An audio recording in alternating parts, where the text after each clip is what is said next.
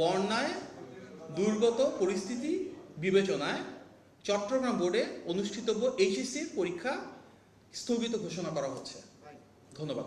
বিশেষভাবে চট্টগ্রাম বিভাগের ভিতরে চট্টগ্রাম, কক্সবাজার, রাঙামাটি, খাগড়াছড়ি এবং বান্দরবান এই 5টা জেলায় জনমানুষের ভেতরে একটা অভাবনীয় অবর্ণনীয় কষ্টের সৃষ্টি হয়েছে। মাননীয় প্রধানমন্ত্রী সার্বক্ষণিক এই বিষয়টা মনিটরিং করছেন এবং ওনার বিভিন্ন টিম মেম্বারদের মাধ্যমে মনিটরিং করাচ্ছেন।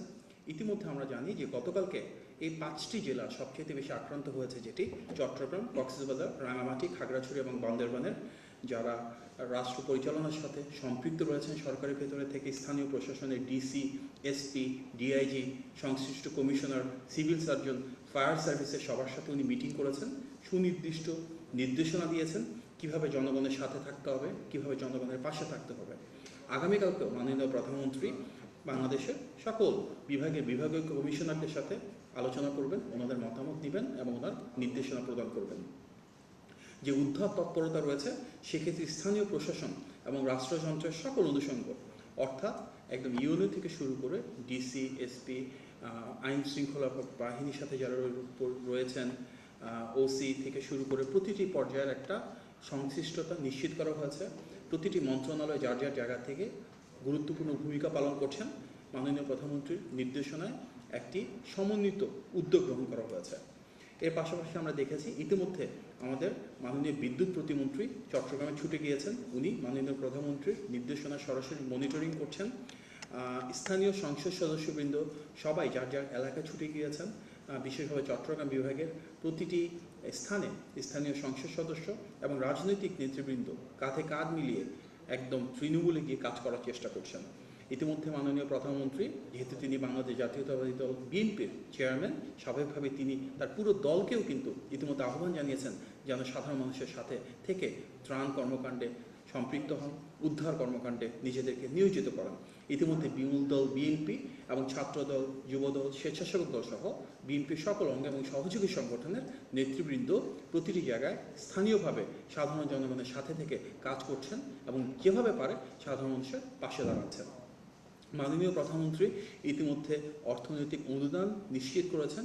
আপনারা নিশ্চয়ই অবগত রয়েছেন, প্রায় 2 কোটি টাকার উপরে খুব দ্রুত গতিতে সাধারণ মানুষের কাছে পৌঁছে দিয়েছেন। বিভিন্ন ধরনের ত্রাণ সামগ্রী প্রতিটি পরিবারের কাছে পৌঁছে দেওয়ার উদ্যোগ গ্রহণ করেছেন এবং যারা অর্থনৈতিকভাবে বিপদগ্রস্ত রয়েছেন, বিভিন্ন জায়গায় যাদের ঘর বাড়ি বিলীন হয়ে গিয়েছে, তাদের প্রায় প্রতিটি পরিবারের কাছে চাল পৌঁছে দেওয়ার জন্য যে অবিরত প্রচেষ্টা সেটা অব্যাহত রয়েছে। ইতিমধ্যে চট্টগ্রাম বিভাগের সংশ্লিষ্ট জেলাগুলোতে এইচএসসি পরীক্ষা বন্ধ করা হয়েছে।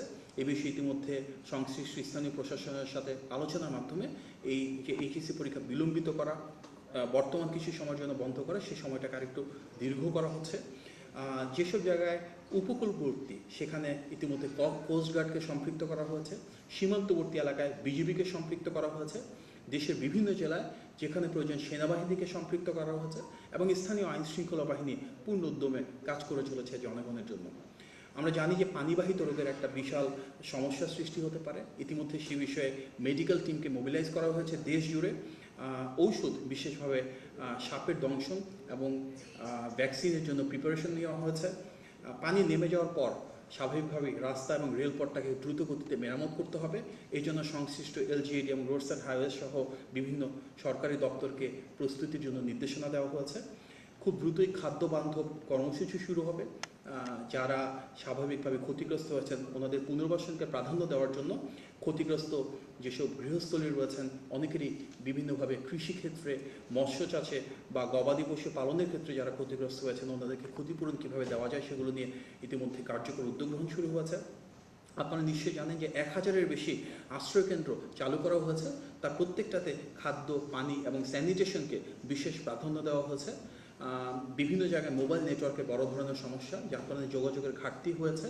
তারপরও যতটা সম্ভব আমাদের স্থানীয় নেতাকর্মী যারা রয়েছেন, সরকারি স্থানীয় প্রশাসনের সাথে যারা সম্পৃক্ত রয়েছেন, ওনারা কীভাবে সেই সংযোগটাকে আরেকটু রিপেয়ার করতে পারেন, কীভাবে মানুষের সাথে মানুষের জনসম্পৃক্ততা বাড়াতে পারেন, সেগুলো নিয়ে কাজ করছেন।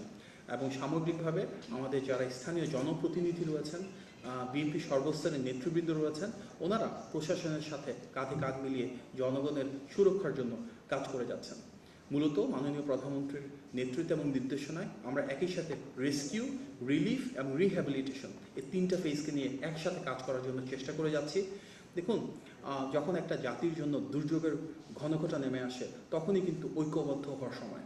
জনগণের নির্বাচিত সরকারের মাননীয় প্রধানমন্ত্রী নির্দেশনা দিয়েছেন, স্থানীয় সরকার, রাষ্ট্রীয় পর্যায়ে আমরা সেন্ট্রালি যা করার প্রয়োজন, একটি রাজনৈতিক দল হিসাবে বিএনপি এবং সকল শ্রেণী এবং পেশার মানুষ এক হয়ে যদি আমরা এই বিভিন্নভাবে যারা দুঃসহ পরিস্থিতি পড়েছেন, যাদের অনেক কষ্ট হচ্ছে, সেটা লাঘব করার জন্য কাজ করে যাই এবং মাননীয় প্রধানমন্ত্রী যেভাবে গভীর ভালোবাসা এবং উপলব্ধির মাধ্যমে চেষ্টা করে যাচ্ছেন এই মানুষগুলোকে কিভাবে বর্তমান যে সমস্যায় রয়েছেন, সংকটে রয়েছেন, সেখানে উত্তরণ করা সম্ভব। আমার ধারণা আমরা সবাই মিলে ইনশাল্লাহ সেটা নিশ্চিত করতে পারবো। একটা নির্বাচিত সরকার তার সর্বোচ্চ দায়বদ্ধতা, আন্তরিকতা এবং গভীর মমত্ববোধ দিয়ে মাননীয় প্রধানমন্ত্রীর নির্দেশনায় চট্টগ্রাম, কক্সবাজার, রাঙামাটি, খাগড়াছড়ি, বান্দরবান সহ প্রাথমিকভাবে এই 5টি জেলায় এবং সারা বাংলাদেশ জুড়ে যে প্রবল বৃষ্টিপাত, বন্যা, পাহাড় ধস এবং জলাবদ্ধতার বিষয়গুলো রয়েছে, সেটিকে সর্বোচ্চ গুরুত্ব দিয়ে মানুষের ভাগ্য পরিবর্তনের জন্য, তাদেরকে আরও সুরক্ষিত রাখার জন্য, ওনাদের ত্রাণ, খাদ্য, পানি, স্যানিটেশন নিশ্চিত করবার জন্য এবং যারা পরীক্ষার্থী রয়েছে তাদের জন্য জীবনে বড় ধরনের যে বিপদ তারা ভাবছিল সেখান থেকে বেরিয়ে আসতে পারে, সে কারণে পরীক্ষা বিলম্বিত করার মাধ্যমে বহুমুখী একটা পদক্ষেপ গ্রহণ করা হয়েছে। সরকারের এই সমন্বিত উদ্যোগের মাধ্যমে আমরা চাই যারা ক্ষতিগ্রস্ত হয়েছেন তারা যেন একটি স্বস্তির নিঃশ্বাস ফেলতে পারেন এবং সরকার সর্বোচ্চ দায়বদ্ধতা নিয়ে, সর্বোচ্চ দায়িত্ববোধ নিয়ে মাননীয় প্রধানমন্ত্রীর নির্দেশনায় প্রতিটি মানুষের পাশে রয়েছে।